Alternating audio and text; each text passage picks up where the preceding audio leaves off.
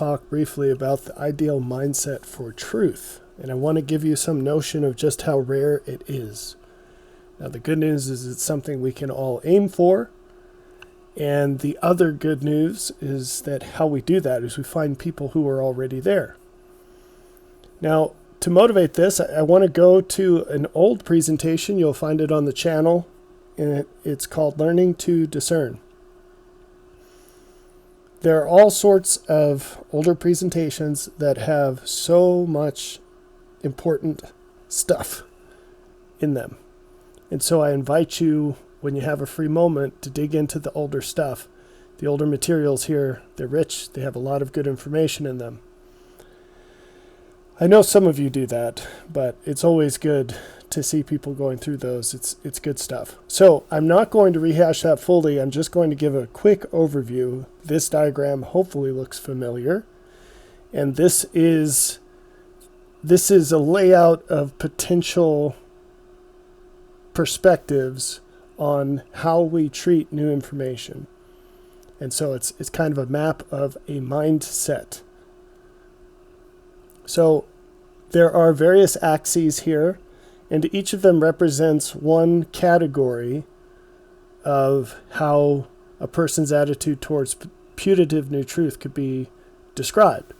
So, for instance, on the unconstrained, constrained axis, and again, all this is given in much more detail, probably in a much better, clearer way in the older presentation, but just to give context here, a constrained person, they're going to limit their understanding of reality, understanding that they don't get to just make that up. Reality is how things are, and you can discover that, but you can't just make it up. And in fact, if you want to change it, you have to learn the rules of the game. And you don't get to decide what those rules are, you just get to choose how to play. An unconstrained person goes through their life predominantly thinking in terms of what they wish was true. And there are hallmarks of these kinds of people. They tend to pretend that they have all kinds of empathy, but they leave a path of wanton destruction because they end up messing things up much more than they were before, because they just think that the way that they wish reality was is how it actually is. These are the kinds of people who say, oh, let's take a bunch of ex-cons and set them up in housing in the middle of a residential neighborhood. And then they wonder why crime goes through the roof. And they say, well, I know, but if we just give the ex-cons another chance, they'll be completely reformed. Well, some of them might, but that just flies in the face of human nature, and it's a really stupid idea. So that's unconstrained versus constrained. Then you've got discerning versus naive. I'm going to try to pick up the pace a little bit and not spend so much time on the review. But a discerning person, they think through things. They're rational. They investigate. They research. They look at evidence. They're evidence-based people. A naive person is someone who just believes what they're told. They inherit beliefs and then they just stick with them no matter how much counter evidence is presented to them. They just keep going with it. You'll have to go back to the original presentation to see what I meant by sheep and pig. On the other, the final axis here, the last dimension, is dogmatic to open-minded. So a dogmatic person, they believe that one set of moral standards, that's exactly the truth. Truth can be known finally. You can know everything you need to know, or at least everything there is to know, or at least everything you need to know. And that once you have that, you should stick with that no matter what. It's done. It's been figured out. An open-minded person will investigate new ideas with a limited amount of bias. They'll try to suspend their disbelief and just hear people out. And all of these qualities, they interplay with one another. And so one interesting thing that I've noticed, for example, is in this dimension in particular, open-minded people, they tend to entertain many ideas, but they tend to not go deeply into very many.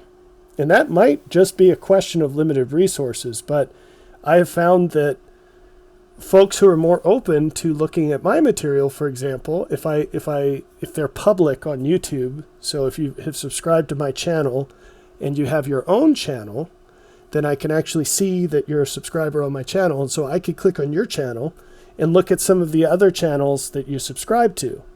And what I've found is that there's a common theme in at least some of these subscribers, that they tend to be open to ideas that most people would consider kind of far out there.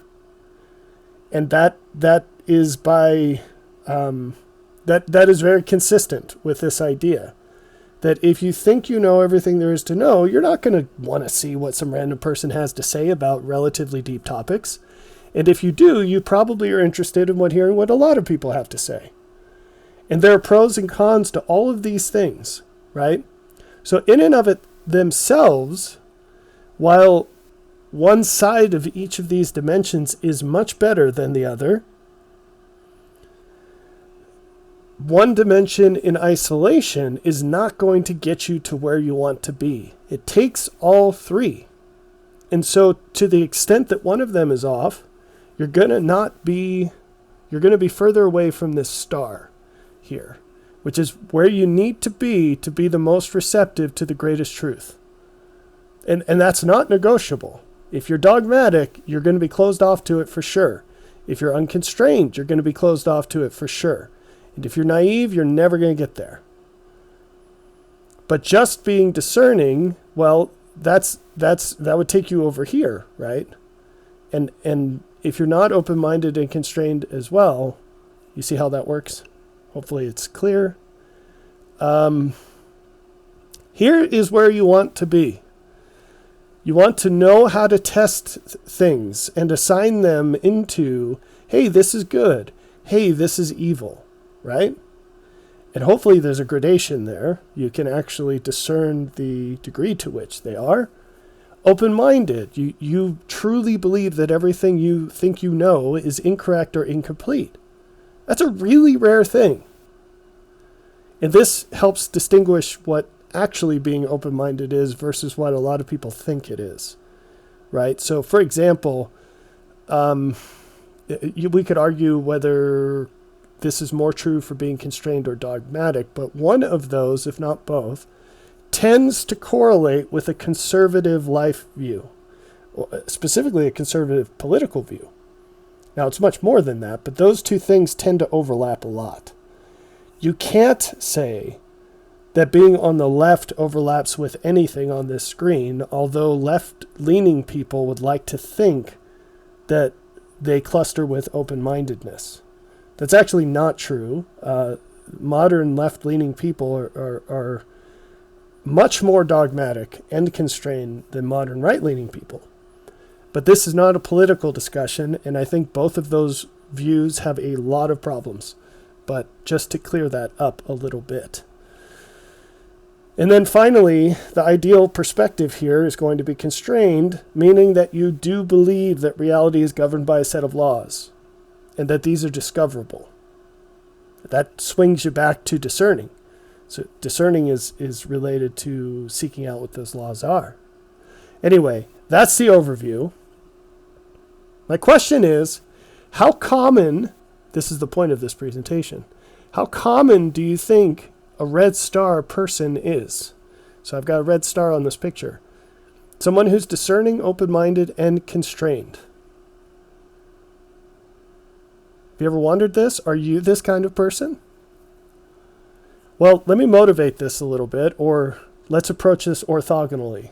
And this is a good trick.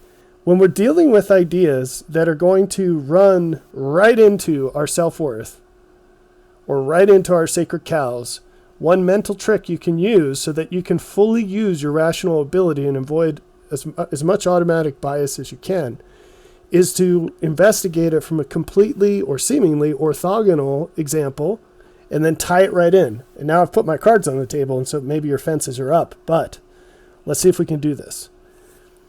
I had a hypothesis that if we looked at marathon finishing times, we would see that they were Pareto distributed, and that most of the people were really slow. And it turns, why would you think that, Rob? Because human performance is Pareto distributed. You will see this across the board. If it comes down to choice, even if it includes some kind of natural ability, if there's an element of human choice, it will be Pareto distributed. And sure enough, guess what? It is. Now I need to break this down because it's kind of a wonky graph, but I use it on purpose because the data that's assembled here actually provides multiple examples of what I'm trying to say. So these are marathon finishing times, and they've separated it by gender, but I wonder why, because aren't men and women interchangeable? I mean, geez, these guys need to get with the times. No pun intended. So here are finishing times, and as you see, men outperform women. Moment of silence for rational thought, okay?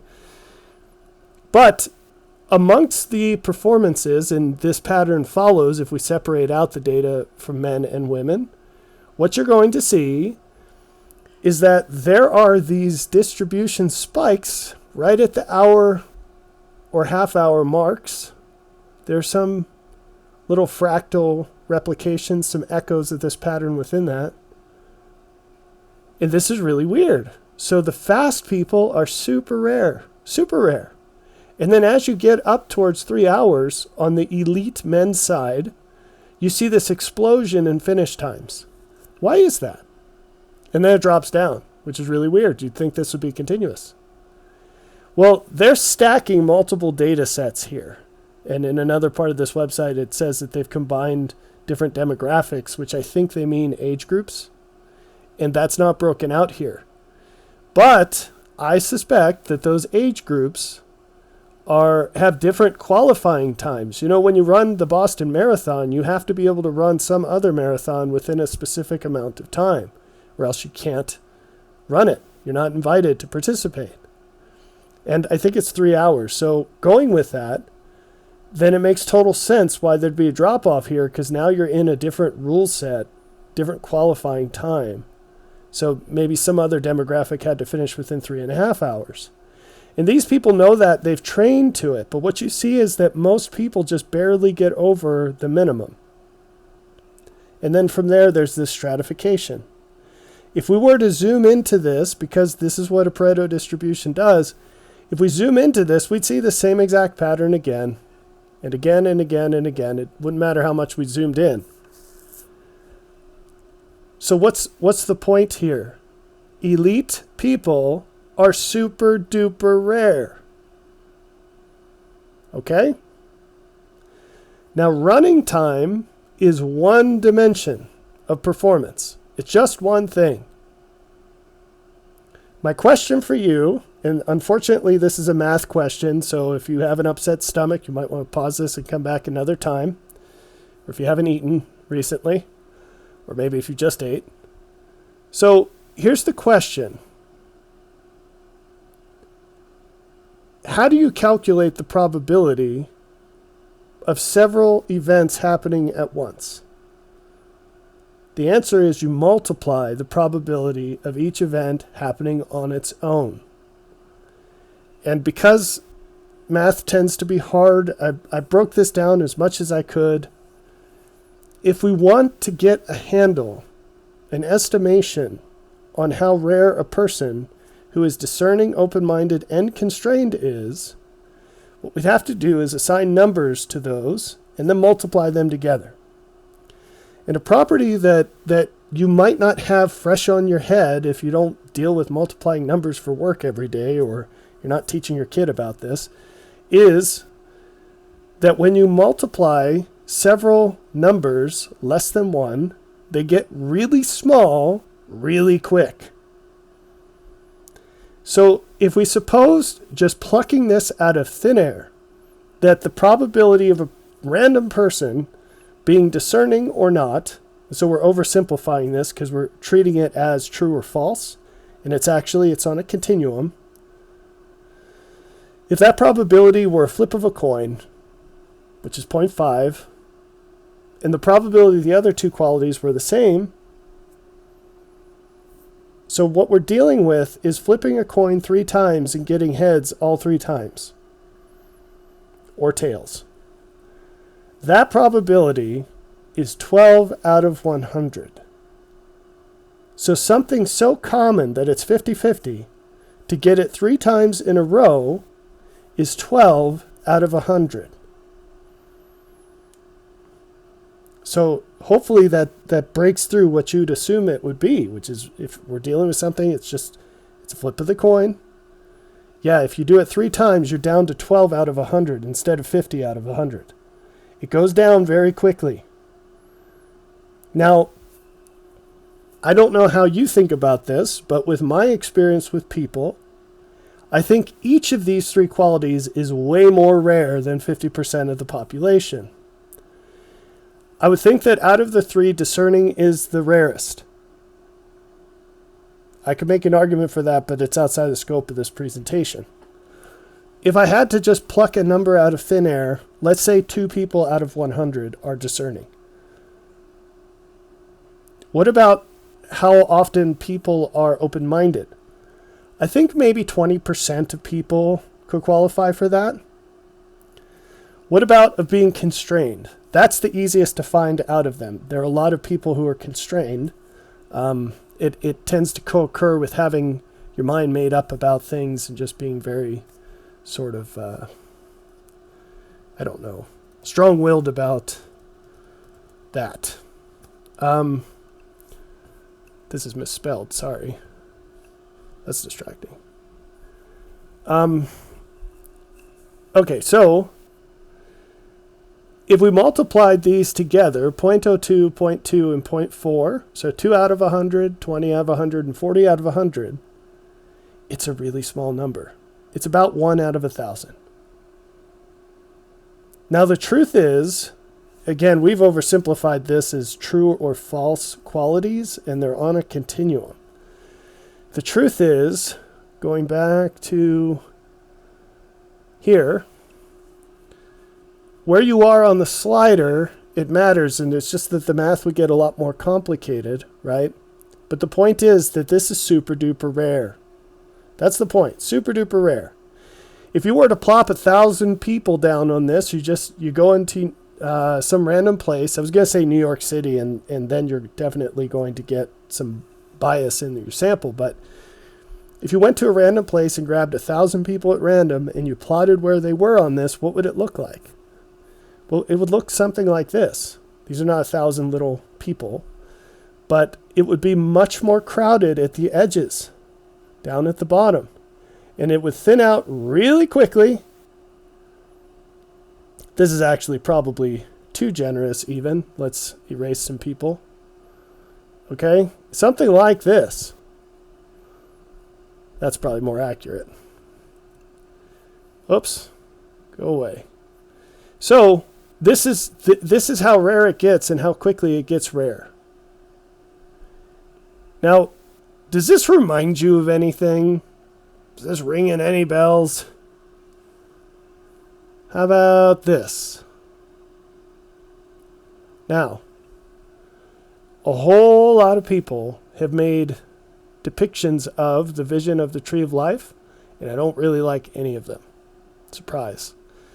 But one thing that this one seems to do better than the other ones that came up in the Google search is to convey that there is a Pareto distribution in the number of people that get to the tree. Just like you see here with this star. This is no coincidence, by the way. We're looking at the same thing. It's just a different representation. Here's some verses to give a little bit of evidence for what I'm saying. So when Lehi sees this, he sees a large and spacious field, and it's the whole world. He sees numberless concourses of people. Now, out of the set of all people, how many were moving from the starting point?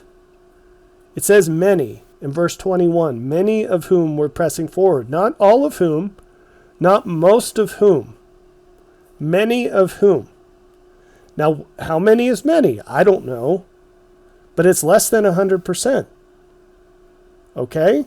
So out of the most intense density at the beginning, some are pressing forward. And what happens to them? So they come forth, and they come to the path which leads to the tree. And many were drowned. Many of the people at the beginning? No, many of the many who had commenced. So now we've got a subset of a subset that are drowned. So then that leaves even fewer that remain. I didn't underline this. Many were lost from his view. Here's another many that peel off. And then he says, great was the multitude that entered into the great and spacious building.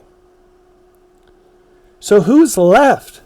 You've got all these exit ramps from the highway. Who's left? It's a minority. The number still on the path dwindles as you get closer to the tree. It's a Pareto distribution.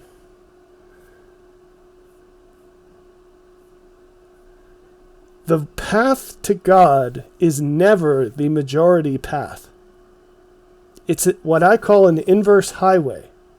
If you're on a highway and you're driving cross country or someplace that you've never been, you really have to pay attention because you get these forks in highways sometimes. You don't realize that you're on an on-ramp and you're headed in a direction that you don't want to go. But most of the time when you're on a highway, it takes effort to leave it. You have to intentionally take the exit, and it's very obvious. Well, the path to God is like the first one, not the second one. You have to pay attention all the time to stay off of the exit ramps. It's an inverse highway. It takes effort to stay on it, and if you go with the flow, you're going to leave. And that's what we see with the vision of the tree of life, and that's what we see in every representation of what it means to move closer to God. Passivity will never get you there. It will always, 100% of the time, take you off the path. You have to be active. You have to be growing. You have to be moving forward. And if you're not, you're out of the path. Now, this is the last slide. Given that this ramp to the ideal mindset for finding and evaluating putative truth, it's invisible. You're not going to go look out your window and see this picture. There's nowhere you can go to find this picture. Now, you can learn what up looks like. And it's not that hard. It's basically, in one word, it's just improvement. Now, we have to dig into that and make it much plainer because it's too easy to mess up. There's so many layers of bad ideas that we have to dig through and get rid of. But this ramp is invisible. Now, the good news is that the people on it are visible. You can't see the ramp, but you can see the people on it. And it's much easier to see these qualities in people than it is to see the ramp. What do we know about this situation? Most of the people that you encounter are very far from where you want to be. Now, you don't have to be a genius to figure that out. If you look, there's a comic, George Carlin, he used to say, think of your average person and how dumb they are, and realize half of people are dumber than that. Because that's what average is, right? If you look at the average person, it should be very obvious that you do not want to be average. And you have to remember that half of people are worse than that. It doesn't matter what the quality is. Half of people are obese. Well, they're overweight, and it's getting bad enough that pretty soon it'll be that half of people are obese. They're depressed. They're downright miserable. They're broke, and they're divorced. You don't want to be any of those things, right? So going to where the crowds are, remember it's Pareto distributed and people are peeling off this path faster than they're staying on it. You're looking for something other than average. You're looking for something that's rare. You know this. Without knowing anything else about these people who are closer to what you want than you are, you know that they're rare. So the question is, how much would it matter to find those people? What would you do if you did? And how can you find them? The answer to those questions is in the account of the vision of the tree of life. There are 2 accounts of that. You should reread those passages, those 2 chapters in the Book of Mormon, and answer those questions. How could you tell if someone is closer to the tree of life than you are? Why does it matter? How should you respond? It's in the book. So follow the instructions.